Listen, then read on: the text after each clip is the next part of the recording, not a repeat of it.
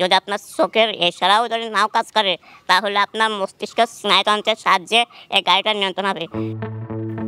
নিজের উদ্ভাবনকৃত গাড়ি দিয়ে তাক লাগিয়ে দিচ্ছেন 2 ফুট 8 ইঞ্চির বিশেষ চাহিদা সম্পন্ন অকিমুল ইসলাম রিফাত।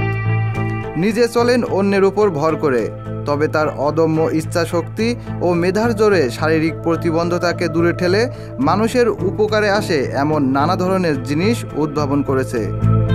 তার উল্লেখযোগ্য আবিষ্কার A2i গাড়ি। ডিজেবল যে কোনো মানুষ এই গাড়িটি চালাতে পারবেন। এই গাড়িতে থাকবে মোবাইল টাচের মাধ্যমে নিয়ন্ত্রণ ও AI প্রযুক্তিতে নিয়ন্ত্রণ করার ক্ষমতা।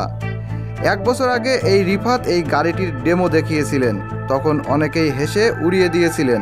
ঠিক 1 বছর পরেই সেই গাড়িটি বাস্তবে রূপ দিয়েছেন তিনি। তবে বাকি ফিচারের কাজ চলমান রয়েছে, যা কিছুদিনের মধ্যে শেষ হয়ে যাবে বলেও তিনি জানান। ওয়াকিমুল ইসলাম রিফাত যশোর জেলার চৌগাছা পৌর 5 নম্বর ওয়ার্ডের ব্র্যাকপাড়া এলাকার আবুল খায়েরের পুত্র। তারা মোট 3 ভাই বোন, সে মেজ ছেলে। বর্তমানে রিফাত চৌগাছা মডেল মাধ্যমিক বিদ্যালয়ের বিজ্ঞান বিভাগের 10ম শ্রেণীর ছাত্র। মাত্র 1 বছর আগে যখন এই রিফাতই একটি গাড়ি প্রদর্শন করছিলেন, তখন সেই ভিডিওটাই কিন্তু জিনেদা টিভিতে প্রচার করা হয়।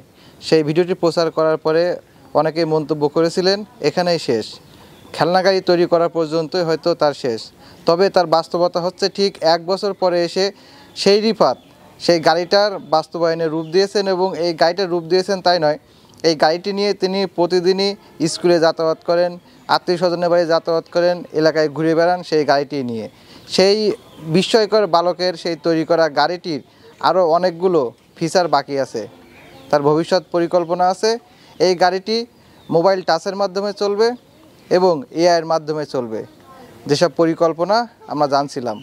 এই সম্পর্কে বিস্তারিত জানবো রিফাতের কাছ থেকেই।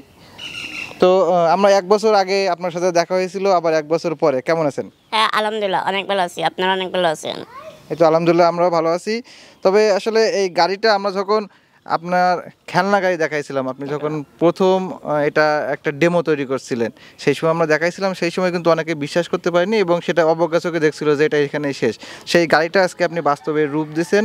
এই রূপ দিতে আপনার আসলে কি কি পরিশ্রম হয়েছে এবং কিভাবে বাস্তবায়ন করলেন? আসলে আপনার যে ডেমোটা আবিষ্কার করার পর থেকে আমার অনেক কঠোর থেকে কঠোর পরিশ্রম করতে হয়। তারপরে অনেক প্ল্যান, তারপরে আমি মূলত মাস্টার প্ল্যানটা নিয়েই আমি গাড়িটাকে হাত দিই। যে আমার কাছে এটা যে 100% করা, যে তার 100% থেকে বেশি টাফ ব্যাপার ছিল, এক সময় ছিল।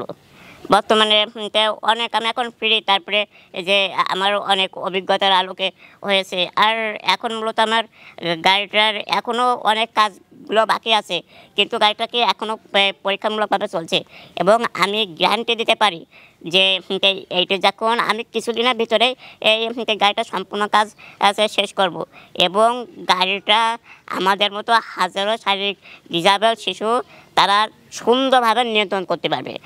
তাদের ইচ্ছাধীন তাদের আপনারা যদি শারীরিক যাত্রাটা বলি, তাহলে সম্পূর্ণভাবে তারা সলভ করতে পারবে। আচ্ছা, যেমন কারো যদি হাত না থাকে 2টা, সে কিভাবে চালাবে?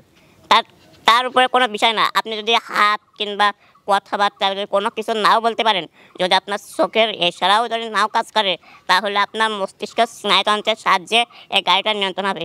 এবং সে ব্যক্তি যদি তাও নিয়ন্ত্রণ করতে অক্ষম হয়, তাহলে আমাদের GPS ট্র্যাক আপনি কন্ট্রোল প্রসেসিংয়ের সাহায্যে, অর্থাৎ আমরা যে অর্ডিনো প্রোগ্রামিং সাহায্যে আপনি যেটা সেট আপ করে দেবেন, গাড়িটা ঠিক সেই লাইনে চলবে এবং আপনার নির্দিষ্ট গন্তব্য যে গাড়িটাকে কিন্তু আপনার পৌঁছে দেবে। আচ্ছা, এই গাড়িটা কিছুদিনের মধ্যে আরও একটি ফিচার সম্পন্ন হবে আপনি বললেন, কি সম্পন্ন হবে? গাড়িটা আমরা যেহেতু জানি যে AI প্রোগ্রামটা কিন্তু এখনও কিন্তু আমাদের 100%ভাবে চালু হয়নি। কিন্তু আর এটা কিছুদিনের ভিতরেই আমাদের AI ইঞ্জিনিয়ারিং কোডের সাহায্যে এটা নিয়ন্ত্রণ করা হবে। আমি সেটা নিয়েই আর কি এটা ফিচার ডেভেলপ করার চিন্তাভাবনা রয়েছে। আর তেমনি সবচেয়ে প্রতিবন্ধকতা কি এই অর্থ সংযোগ। আমার এটা প্রায় 70 থেকে 80,000 টাকারও বেশি প্লাস খরচ হয়েছে। এই এখনও পর্যন্ত 80-90 হাজার টাকারও মতো খরচ হতে পারে। আর তারপরেও আশ্চর্য বিষয় যে আমার গাড়িটা কিন্তু কোনো প্রকার চার্জ কিংবা তেল, গ্যাস, বিদ্যুৎ কোনো কিছুরই প্রয়োজন হবে না। গাড়িটা কিলোমিটারের পর কিলোমিটার চলবে। আচ্ছা, আপনি এই যে গাড়িটা নিয়ে ঘুরে বেড়ান, আপনার নিজের তৈরি করা গাড়ি, আপনার বন্ধু বান্ধব বা আত্মীয় স্বজনরা কি বলে? হ্যাঁ, এখন তো অনেক সবাই সাধুবাদ জানায়। আর আর এতে সামনের দিকে এতে ডেভেলপ হওয়ার জন্য অনেক উৎসাহ ও অনুপ্রেরণা করে। তারপরে এইভাবেই আর কি তারাও অনেক সময় অনেক ধরনের হেল্প করে। আচ্ছা, এই গাড়িটার ফিচার সম্পূর্ণ করতে আপনার কি কি লাগবে এবং এটার জন্য আসলে কি ধরনের চাহিদা আছে? এখানে আমি যদি প্রথমে চাহিদা তো বলি বা তাহলে আমাদের বর্তমান দেশেই আমাদের অ্যাভেলেবেল কিন্তু চাহিদা রয়েছে। আর আর ফিচারটা কিন্তু আমার প্রায় সম্পূর্ণ করা হয়ে গেছে। আর অল্প কিছু কাজ বাকি আছে, কিন্তু এটাও ইনশাল্লাহ হয়ে যাবে। কিন্তু সামনে আমার এখনও 80-90 হাজার টাকার মতো প্লাস খরচ হতে পারে। তারপরে আর আর একটু হেল্প হলেই হয়ে যাবে। আচ্ছা, আপনি তো অনেক দিন ধরে চেষ্টা করছেন, এটা ইতিমধ্যে সোশ্যাল মিডিয়ায় কিন্তু সবাই জানে মোটামুটি। সেক্ষেত্রে সরকারিভাবে বা বেসরকারিভাবে আপনার পাশে দাঁড়িয়েছে কেউ?